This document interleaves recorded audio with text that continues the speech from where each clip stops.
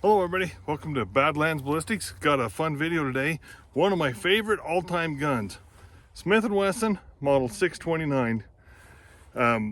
I've packed this gun a million miles in the mountains.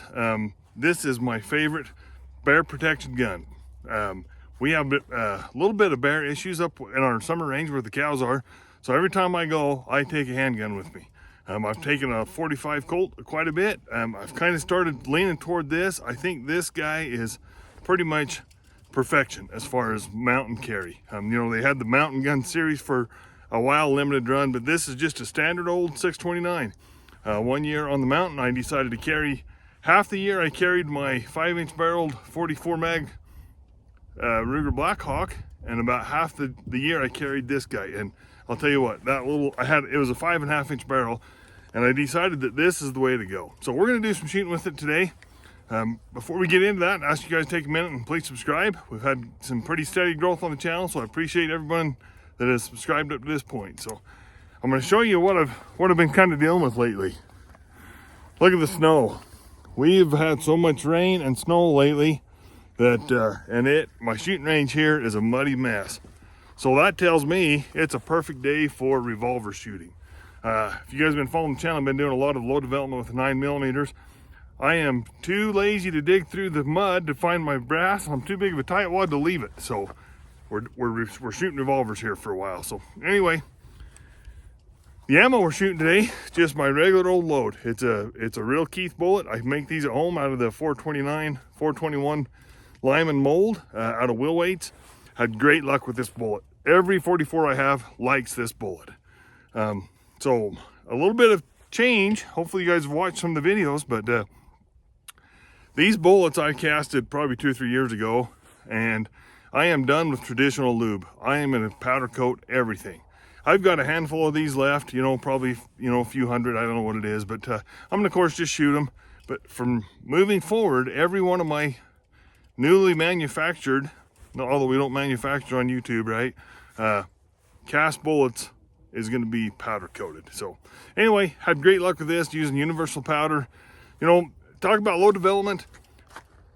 I love 44 mag, and I've played with 44 special, another fantastic round, but 44 mags are so easy. I've got the same load with using universal, red dot, and tight group powder, and they're interchangeable. I mean, how much easier is that? I mean, in times of shortages and you can't just go to the store and buy whatever you need as far as powder goes, it's nice to have some flexibility. Man, I just love 44 mag. So anyway, what we're gonna do today is I'm gonna shoot one cylinder full on paper, just to double check zero. This guy's been carried on the holster on the mountain with the horse quite a bit, so we're gonna double check zero. And then for me personally, I don't shoot offhand enough. You guys have heard me mention that on the channel before. I want to, in the next few months, spend some time with this guy just shooting offhand, double action, single action. Really, I think about, let's talk about guns in a practical manner. I'm on the mountain and I have an issue, bear, lion, two-legged vermin, whatever it is, I'm gonna pull this guy out and I wanna just go right to the double action. Of course, accurate shooting, we shoot single action. That's the beauty of the Smith & Wesson, right? But, so I know my shortcoming as a shooter is offhand, especially double action with this guy. So I need to spend some time doing that. So today we're gonna get started with it. So here we go.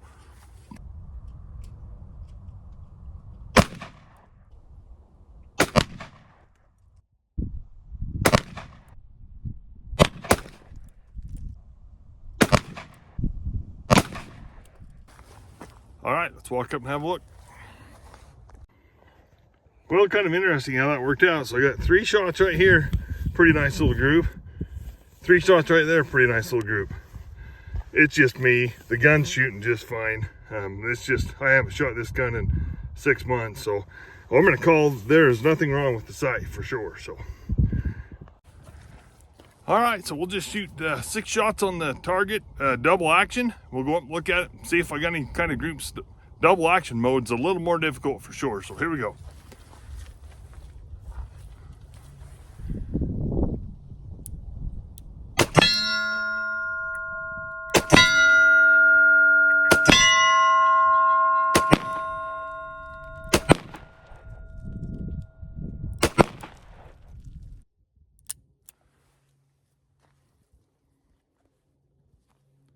Well, I certainly need some more practice. I missed 3 out of 6. All right, well, we're just gonna keep dumping some rounds downrange. Hopefully we can improve our double action shooting skills.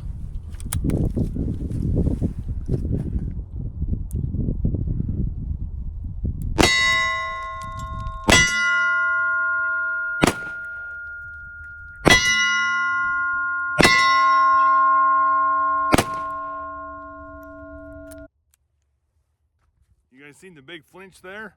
That's why I need more practice.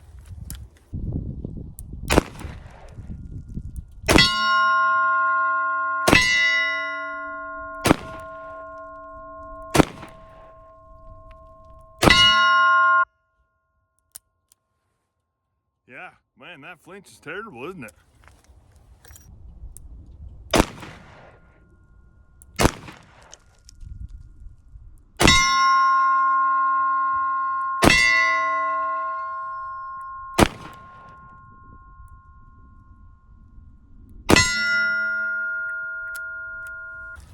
Well, this is a lot of fun. I'm just not, obviously I don't shoot double action enough to be very good at it. So that's gonna be my goal, I think, this spring, is just spend some more time with this and practice double action shooting with it and try to get better at it, because I am honestly terrible at double action.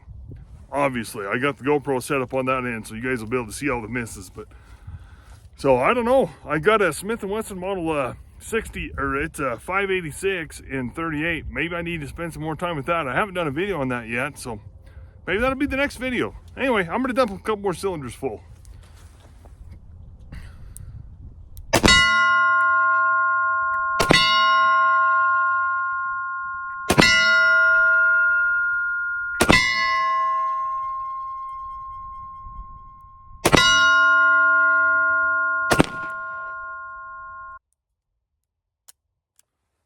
Five in a row with one miss. Dang it.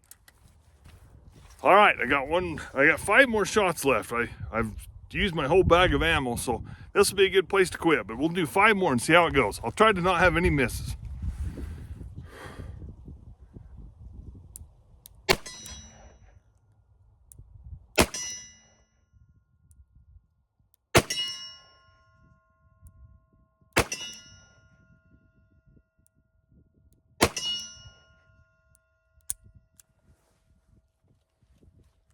Well, I'm gonna say, guys, that is a good place to quit. That was 5 in a row, no misses. So last time was 5 out of 6, so getting a little better. I'll tell you, this double action revolver shooting is a ton of fun and difficult to master. It's gonna take a lot of rounds, so I better get casting some more bullets. So we're gonna wrap it up for today. I'll tell everybody thanks for watching. Please subscribe.